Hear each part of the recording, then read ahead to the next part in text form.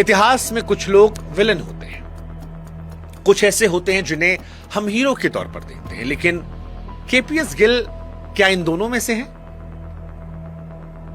या फिर वो उस तीसरी पंक्ति का हिस्सा है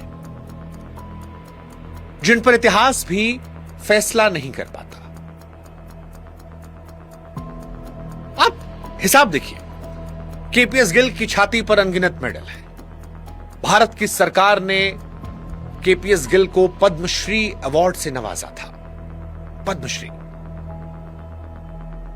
लेकिन इसी केपीएस गिल के नाम के आगे सुप्रीम कोर्ट से बरकरार रखी गई थी एक सजा,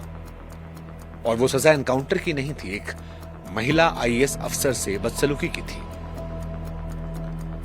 और अगर आपको लगता है कि केपीएस गिल की जिंदगी का विवाद यहां खत्म होता है, तो सबसे मुश्किल सवाल तो यहीं से शुरू होता है, क्योंकि ये गिल ही थे जिनके एक जिले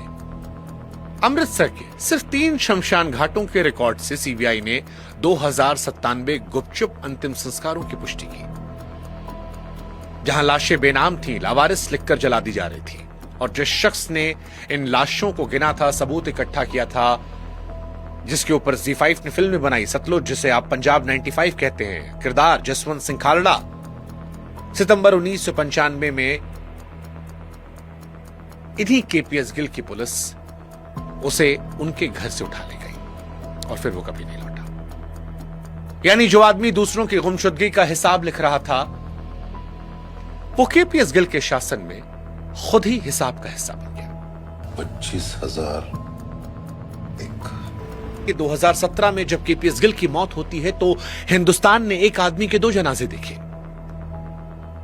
एक जनाजा दिल्ली में, जहां श्रद्धांजलियां दी जा रही थी। यह कहा जा रहा था कि देश ने अपना सबसे बड़ा योद्धा खो दिया, सबसे बड़ा। वो आदमी जिसने दावा किया कि वो नक्सलवाद को 3 साल में खत्म कर देगा, वो जिसने कहा कि मुझे पता है कश्मीर में आतंकवाद कैसे मिटाना है, गुजरात दंगों को मैंने शांत कराया, असम दंगों को मैंने शांत कराया, पंजाब को आतंकवाद से मुक्त कर दिया। और वही आदमी उसी की मौत पर, उसी के घर पंजाब में, उन गांवों में जहां बूढ़े मां बाप थे, वो बस इतना पूछ रहे थे कि वो जो हजारों बेटों को लावारिस मानकर जला दिया गया, वो हजारों परिवार जो दशकों से इंतजार कर रहे थे, अब उनका हिसाब कौन देगा।